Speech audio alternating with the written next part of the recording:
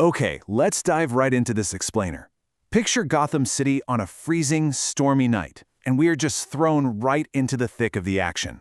Down in the Narrows, crouched on a fire escape outside this weathered old brownstone, is a 14-year-old kid named Lucas Fox. He is absolutely soaked to the bone in a black hoodie. But honestly, the cold doesn't even register for him, because beneath his shirt, a silver bat amulet is practically burning against his chest. See, he's not just hanging out up there. He is actively being hunted. A black, completely unmarked van has just rolled up, and 4 elite professionals are sweeping the street below him, moving with this terrifying, overlapping precision. Now, as Lucas is watching these heavily armed guys from the shadows, the dying words of his mother, Dr. Lena Fox, are just echoing in his mind. She passed away 6 months prior, officially from a disease, but Lucas knows better. Right before she died, she gave him that silver amulet and delivered this incredibly chilling warning. She told him his father's blood would call the monsters, but it would also save him. At the time, he thought she was just delirious. But tonight, as suppressed gunshots literally spark off the brick inches from his head, he realizes she was completely, terrifyingly lucid. Lucas drops into the alleyway, and his body instinctively takes over. He moves with this preternatural, silent grace he didn't even know he possessed. He manages to lose his pursuers in the pitch black of some sealed-off subway tunnels, only to be stopped dead in his tracks by a gravelly voice.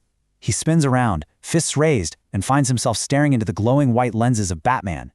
Now, what's truly fascinating is exactly what happens next. Batman instantly realizes this kid is way too fast to be a normal civilian. He steps forward, and a hidden scanner built right into his cowl sweeps over the boy. The lenses flicker, and the Batcomputer spits out a number, a 99.97% DNA match. In a single heartbeat, the world's greatest detective realizes the hunted teenager standing right in front of him is his own son. Lucas's mother had completely covered her tracks, terrified of what the life of a Wayne heir would actually mean for her child. And just like that, the billionaire playboy and the street-hardened runaway are irreversibly bound together. That shocking alleyway revelation acts as Lucas's undeniable call to adventure. So let's move into part 1, the ordinary world, trauma and training. Inside the deeply guarded secrets of the Batcave, the new reality sets in fast. Training begins at 5 a.m. sharp the very next morning, and Bruce is merciless. He just breaks Lucas down on the mats for 3 straight hours. Lucas actually has reflexes that border on precognitive, but he's raw, and Bruce dismantles his defenses over and over again, and this exchange right here perfectly captures their dynamic. When Bruce points out Lucas's hesitation, Lucas fires back, admitting it's born from a lifetime of defensive brawling and pure isolation. And right there, in that moment, Batman connects with him on the deepest possible level. Bruce relates it directly back to his own childhood trauma in that infamous alleyway. He teaches Lucas that the fear never actually leaves you, but you can absolutely learn to forge it into a weapon. But of course, Bruce isn't the only mentor in this story. That takes us to part 2, meeting the mentors, the Bat family. Imagine having to meet this family. Over the next few days, the extended Bat family descends on Wayne Manor like a total storm of clashing personalities. Lucas doesn't just have to figure out how to be Bruce Wayne's son, he has to navigate this highly trained, intense network of vigilantes. First up, Dick Grayson, Nightwing.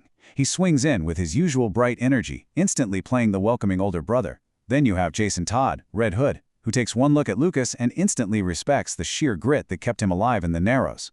Meanwhile, Tim Drake, Red Robin, approaches the whole thing analytically. He dives straight into Lucas's biology and discovers that Dr. Fox was actually working on a stabilizing agent for extreme trauma, traits that Lucas somehow inherited naturally. Each of these reactions really highlights a totally different facet of Lucas's complex, resilient background.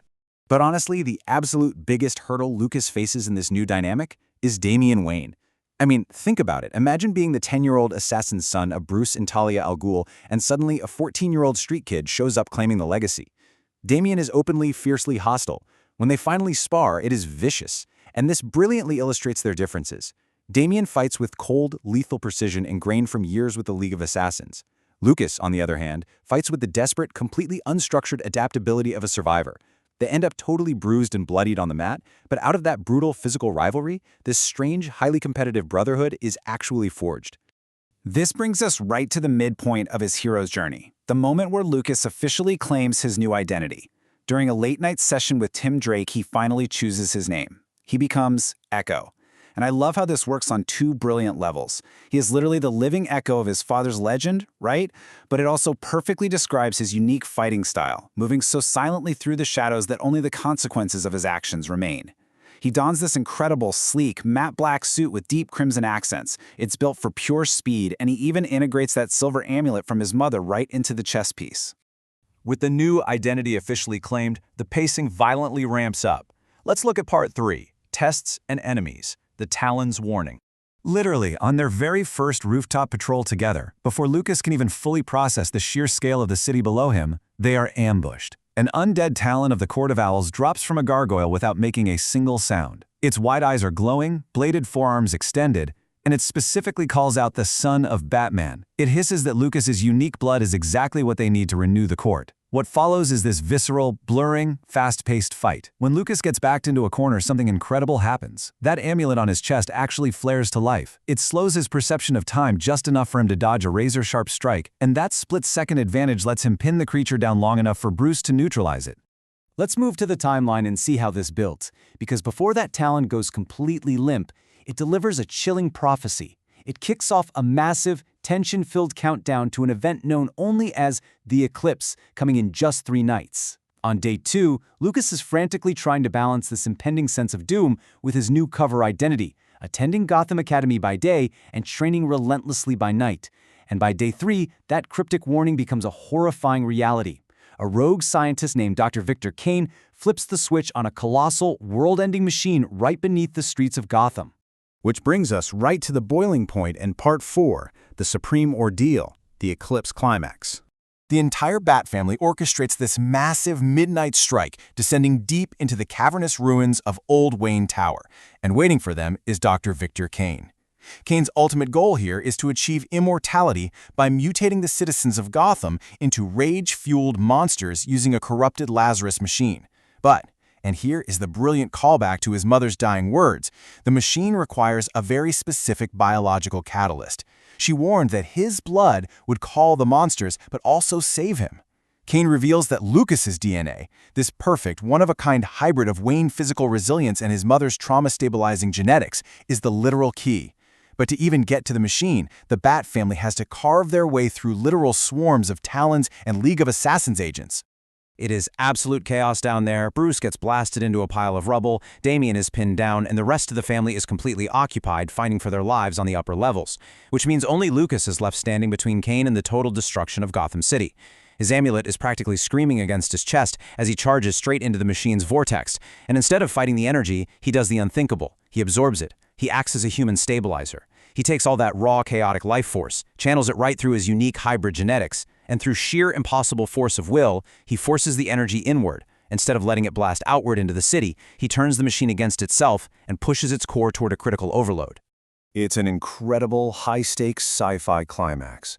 But the true emotional peak hits right as Kane violently attacks Lucas with a glowing sword. Lucas catches the blade right between his gauntlets, and at that exact moment, Bruce violently recovers and rejoins the fight. For the very first time, they aren't just two strangers tied together by some DNA test. They are true partners. It completes Lucas's transition from runaway to hero. Father and son.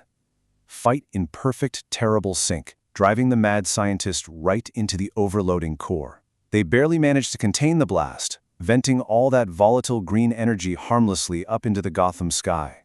With Gotham safe, we finally arrive at Part 5, the reward, the Echo Legacy.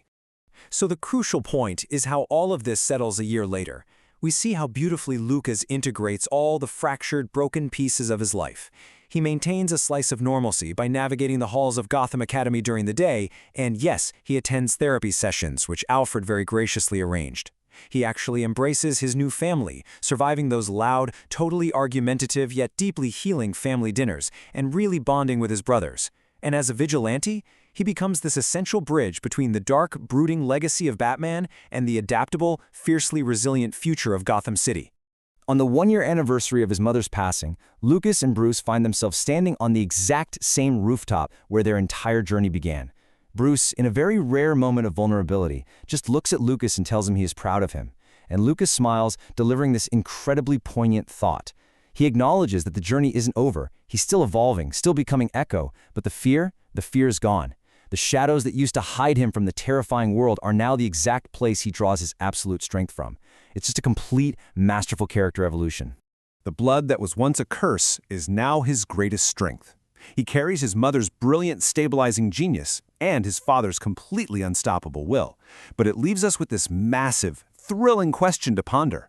How will Echo, a hero armed with the raw, untested grit of the Narrows and the near-infinite resources of the Bat family, shape the future of Gotham?